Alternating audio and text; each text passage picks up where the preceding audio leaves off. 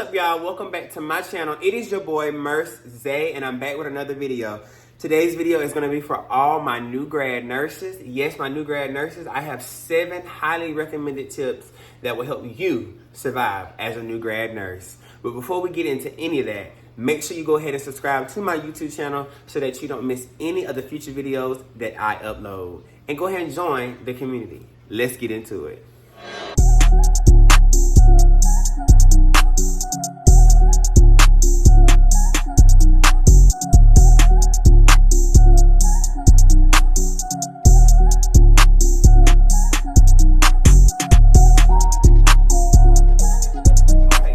So my first tip, y'all probably can guess it.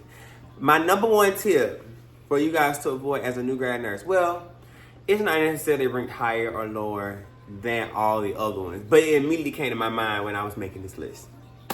Make sure that as a new grad nurse, you avoid lifestyle creep. Now, what is lifestyle creep? Lifestyle creep is when you begin to make more money than you usually make or that you're used to making, and you start to spend more money. So, you graduate nursing school and you immediately go out and get that $70,000 car or $80,000 car or that you can barely afford. But, you feel like since you're making more money that you can spend more money. You can go get a brand new car. I talked about that in my most recent video. Go back and watch it. Or, no, it doesn't have to be a car. It could be, you feel like you just always got to buy something new now. You always got to have something new. You always got to just spend. You may necessarily not even have an emergency fund. You may have no money saved because granted you weren't used to making this much money. So you never really had anything saved, but now that you're making more money, you never took the time to put up any money and save any money. So my first tip to you guys as new grad nurses, you are now licensed, you are now working, you are now making more money. This is a fact. But I challenge you to save more money, to start saving, to put up an emergency fund. I always say 6 to 8 months of expenses. So you get your own place. You probably just graduated. You probably just left college. If you're younger, if you're older in life, maybe you weren't making as much. Maybe now you're making just as much as your last career. I still challenge you to pay off things that you need to pay off. Put up some money first before you just start spending excess amounts of money. And the second tip that I have for my new grad nurses: never assume anything, clarify everything. So what do I mean by that? Well, first example I want to give you guys, a lot of hospitals that you go to or that you may be starting at in the future, a lot of the doctors may want you to put your own orders in or put a lot of the orders in. Things like diets. You may message them and ask for something for the patient, and they may say, well, order this, and this in the chat box, but when you go to type it in on orders, it may not pop up the way that they said it. Never assume, they must have meant this. If something else pops up and the way you type it in, how they sent it doesn't pop up on the thing, and if something else pops up, maybe they meant this. Never assume that. It could cause harm to the patient depending on the medication. That's one example. Maybe you're a new grad and your preceptor is teaching you something, and so you think it applies to X, Y, and Z as well. Never assume. Clarify that. Maybe you're looking at your patient and you're assuming, maybe this, and this is going on. Never assume. Clarify. So you want to investigate. You want to look deeper into it to make sure this is what it is. So yeah, I emphasize that. Never assume. Always clarify. Third tip, don't trust a soul. Now, I know this sounds kind of harsh. A lot of times, though, in nursing culture, what we do is we like to say, you got to know which ones you can trust and which ones you can't trust. I highly disagree with that because I feel like we're all human and we all make mistakes and errors. And so I feel like if one nurse doesn't tell you something, the next nurse could very well have the ability not to tell you something as well. Or the next nurse could miss something as well because we're all human. So, for example, if you're getting a report from a nurse and they tell you that, tube feeds are at 25 mLs an hour but they're really going at 30. It could be a simple mistake. Maybe the order got changed right at 6 o'clock, 6:30, 7 o'clock even. You always want to make sure that you go back and look at your orders. Always verify your orders. Don't just take report and not go back and look at your orders and not go back and verify what they actually say. It happens time and time again. It happens to the best of us. Things change so quickly, especially if you work day shift. Especially depending on the type of unit that you work on, orders change rapidly. So it could be 35 one minute and 40 the next. Or something could change, like fluid orders. If your patient's on fluids, you'll learn more about this once you become a nurse or get on the floor. But, I mean, you could be on normal saline one minute, you could be on LR the next. So always verify your orders, always go back and look, always double check behind whoever you get report from. The 20-year nurse and the 5-year nurse, because they're both human at the end of the day. Tip number 4, don't be ashamed to ask for help. You are a new grad nurse. You don't know everything. And even me, almost a 4-year nurse, I don't know everything. And this kind of goes back to my number 2, don't assume. A lot of times when you don't know something, you may want to assume, you may feel pressured to assume, because a lot of times we get in a hustle and bustle. You know, we might have 6 patients, you might only have 4 nurses on the floor. Nobody might not be available to, you know, quickly answer your question. But I beg of you, ask for help. Seek out clarification. If you don't know, ask. Ask somebody. If you think you know, still ask. If you're not 100% sure, ask. A lot of times you may be right, but it's always good to ask anyway. So, what do I mean by that?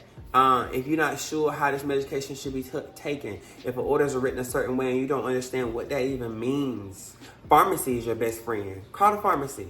I still call the pharmacy to this day. If I don't understand why orders written the way it's written, call the pharmacy. They are your best friend. They are a nurse's best friend. Always ask for help. You're not stupid, and it is okay. Now, if you work with me, this 5th tip, you know I live by this one. Always do bedside shift report. Now, I know, you know, you're going to get on a unit and they're not going to be doing bedside shift report. There's only a few of us that do it. But I beg of you, I'm telling y'all, bedside shift report, it is a rhyme and reason to why we do it. It is something that they drilled in my head as a new grad nurse where I started on the unit I started on.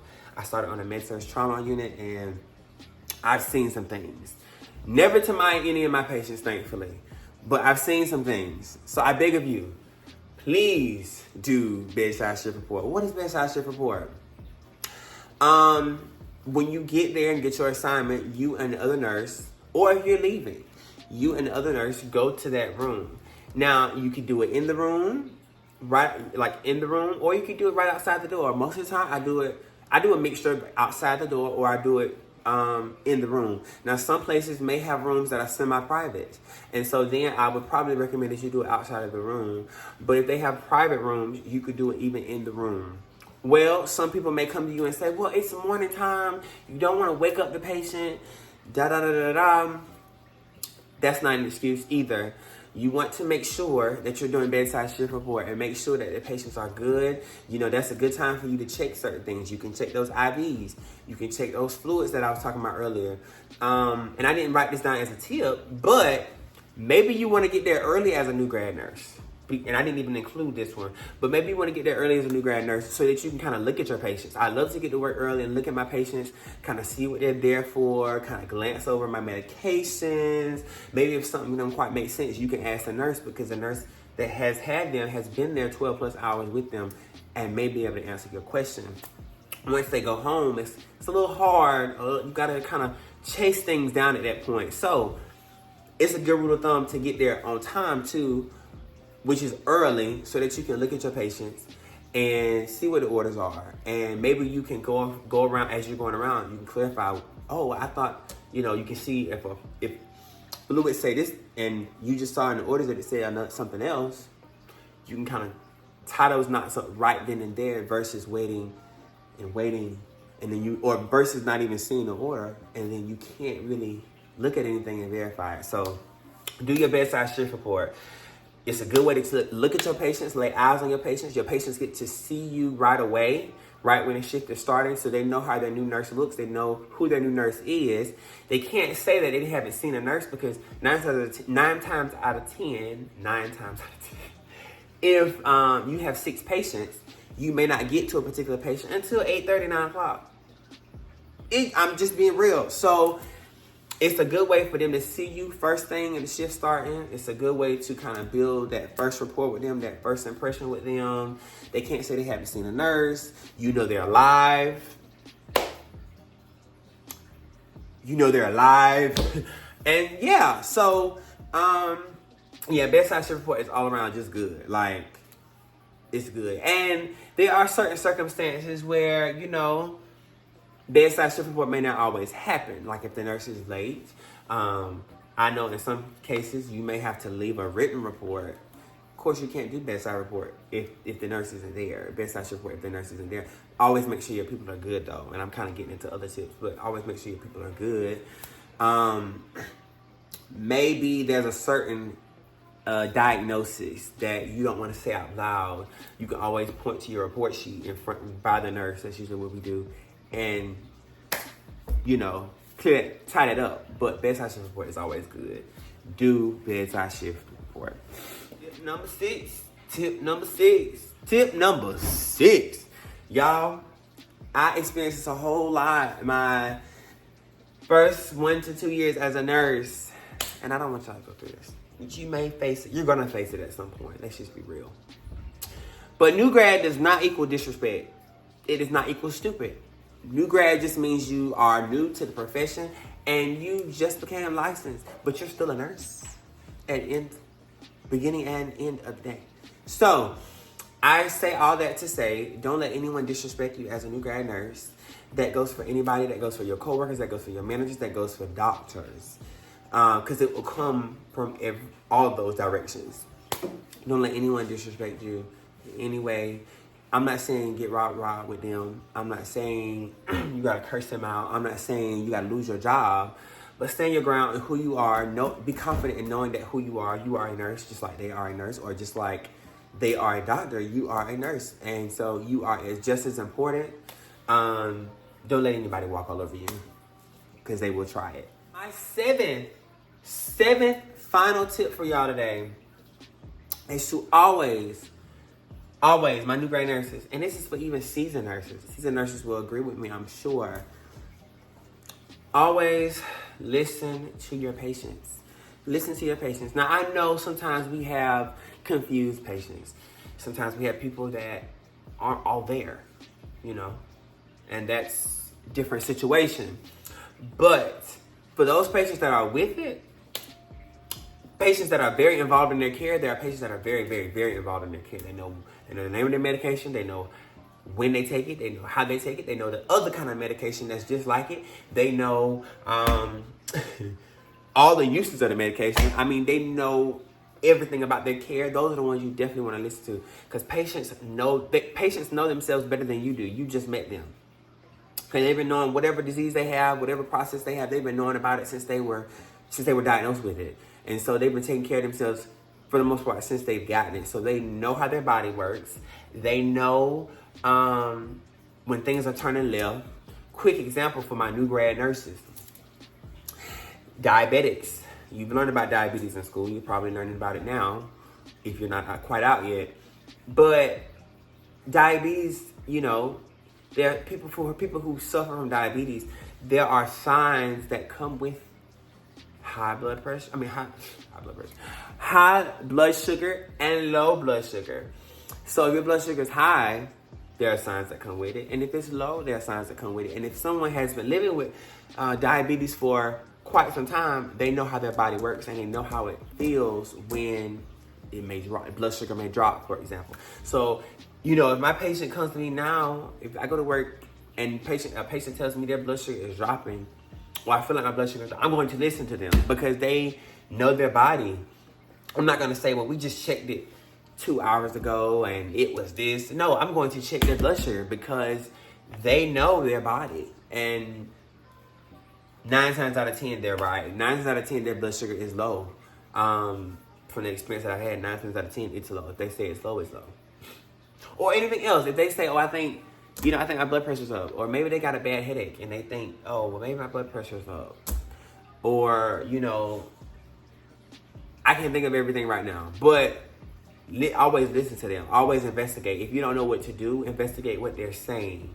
Blood sugar is just the easiest example I could come up with, because you're going to see that probably the most commonly, regardless of where you work. You work in the ICU, med-surg. People have sugar, or people have diabetes. We call it sugar, but if people tell you, if a patient tells you they feel a certain way, you need to listen. Whatever they're telling you, listen to them. Or my doctor told me I don't need to take this medication because X, Y, and Z happened last time. Listen to them, because the doctor in the hospital may have prescribed that medication and they may not know everything about that patient. They may not know that patient's primary care provider took them off of because X, Y, and Z. They may not know that. You're spending time with the patient, so that therefore you're going to learn more about them than sometimes the doctor will. And you can give that clarity to the, hey, the patient told me X, Y, and Z. Oh, really? Well, okay, I can't tell you how many times that has happened. Hey, doc, the patient says that this medication makes them do this, or this medication makes this happen. Oh, really? Okay, well, let's change the medicine. I can't tell you how many times that's happened. But if you go with the mindset of, oh, well, the doctor ordered it, the doctor knows, and I'm not going to listen to the patient, then that could become detrimental for the patient. That's all I got for y'all today. 7 great tips I think that will help you survive as a new grad nurse. I want to say congratulations to you if you are on your way to becoming a nurse. If you're about to enter this profession, know that it is rewarding, but there are challenges that come with it, and I hope that these tips will help you survive. Y'all already know what we do here, and if you don't know, I'm about to tell you. Make sure you like.